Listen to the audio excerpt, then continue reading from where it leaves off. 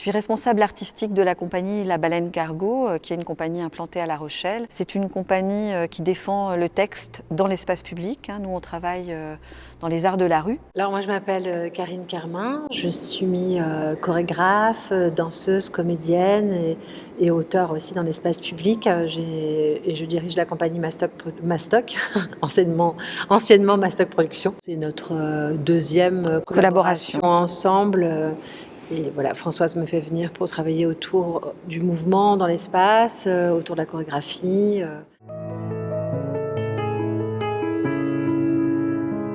La Baleine Cargo, c'est une compagnie qui existe depuis 2007. On a 7 créations à notre actif. C'est toujours des spectacles intimistes avec une scénographie massive, ce qui est assez paradoxal. En fait, la plupart de nos spectacles, même tous, je peux dire, cherchent à interroger la place de chacun dans le monde. Et je crois qu'on travaille vraiment avec ce soubassement-là. On a créé 10 000 pas sans amour, qui est un spectacle qui interrogeait les relations femmes-hommes et la question de la violence, voilà. Donc on est à chaque fois dans un engagement. On a fait un jeune public sur la question de la différence qui s'appelle Poulette Crevette. Et puis le dernier spectacle sur lequel on a collaboré avec Karine s'appelait Je cherche un homme, qui s'inspirait en fait du philosophe grec antique Diogène, qui cherchait un homme, une lanterne à la main dans la foule en plein jour. Et tout le monde disait mais il y en a plein des hommes. Il disait mais non, moi je cherche un homme, un vrai. Cette question de c'est quoi être humain aujourd'hui et dans quel monde on vit et quel avenir on s'invente ensemble. Ma montagne, c'est clairement un spectacle qui va parler du monde du handicap et de l'accessibilité dans l'espace public, mais qui parle en fait de tous les laissés pour compte ou tous les gens pour qui on n'a pas pensé le monde. Voilà. Il y a un moment, un des fauteuils, puisqu'on a des fauteuils qui sont sonorisés, qui dit il n'y a pas de monde, quoi. Il n'y a pas de monde, un monde pour les valides, un monde pour les handicapés. En fait, on vit tous dans le même monde, simplement.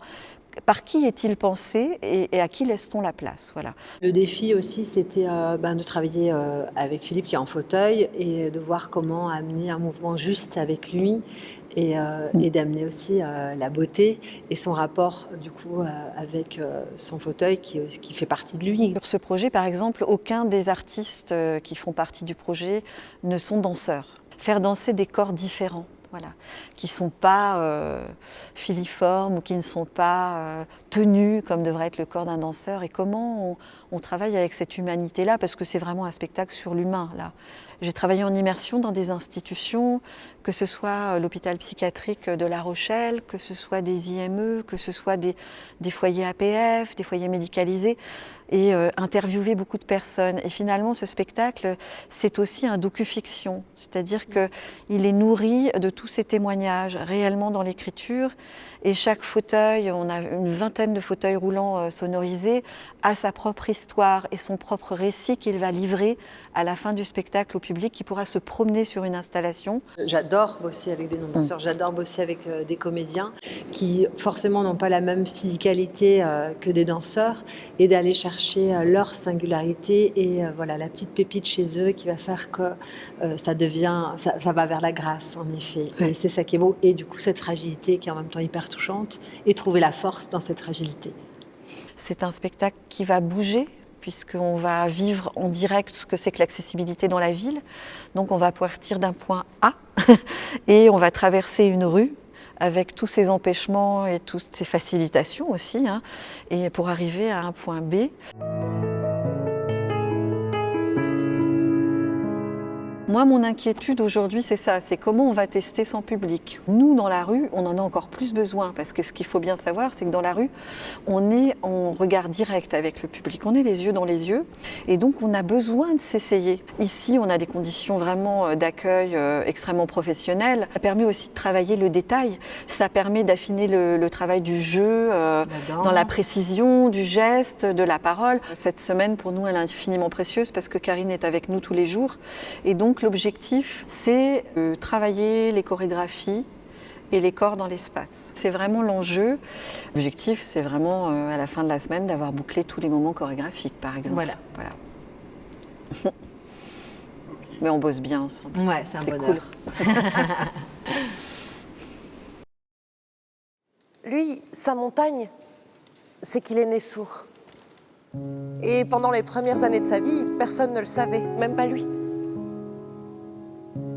Ce n'est que vers ses 3-4 ans que ses parents, voyant qu'il ne parlait pas, se sont dit « on va faire des examens ». Et là, ça a été un choc. Il ne savait pas quoi faire. Alors le premier réflexe, ça a été de le soigner. Il a eu tout de suite des appareils, des séances d'orthophonie, 3 fois par semaine pendant des années et des années. Former les mots, reconnaître les sons, les bruits.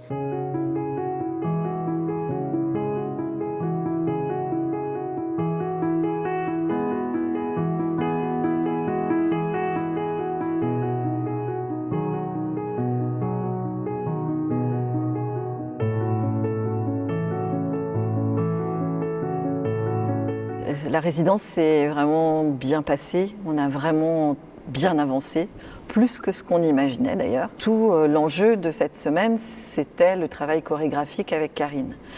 Et là, on a vraiment, en tout cas, dépassé mes espérances en termes d'efficacité, de beauté. Voilà, moi, je suis très contente de ce travail. Quelque chose a jailli cette semaine qui n'était pas du tout attendu, pas prévu. Wilfried Hildebrand, qui est le compositeur de la musique, nous a rejoint lundi. Là, il avait fini son travail, il dit « j'ai pensé à vous et ce matin, en me levant, j'ai enregistré un petit morceau au piano pour vous ». Et Karine a eu envie de créer un solo qui vient à un moment qui n'est pas anodin, c'est-à-dire que on a le tas de fauteuils roulant comme un tas de déchets dans un coin pendant un moment du spectacle. Et ce tas de fauteuils va se déplier, les comédiens vont remettre les fauteuils sur roues pour leur redonner une place et une dignité. Voilà, symboliquement, c'est fort. Et à la fin de ce déploiement des fauteuils, le public se retrouve face à 20 fauteuils roulants vides qui les regardent, ce qui n'est pas rien, c'est une image extrêmement forte.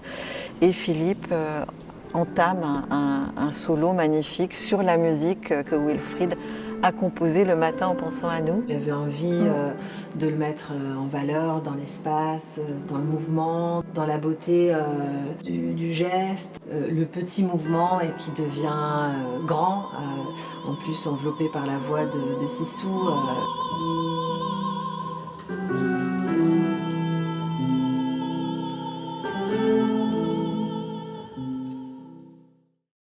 En fait, en tout cas ici, c'était une semaine extrêmement intense. De toute façon, le travail au plateau remet toujours en question les écritures, mais là, en l'occurrence, ça a été assez radical, on va dire.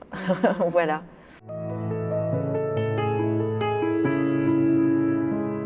Alors on a un gros morceau à travailler qu'on n'a absolument pas travaillé encore, c'est le travail de déambulation dans la rue, qu'on va travailler au Théâtre Le Libournien à Libourne, dans les rues de Libourne, les rues commerçantes, pour essayer de mettre en place ce parcours avec le public du point A au point B dont j'ai déjà parlé. On a d'autres semaines de résidence pour aboutir à la création, la première qui aura lieu à Fête-le-Pont. C'est un festival qui est organisé par le Centre national des arts de la rue de La Rochelle et c'est le 28 et 29 mai. Donc on sera dans les rues de La Rochelle, j'espère, si les conditions d'édition sanitaires le permettent.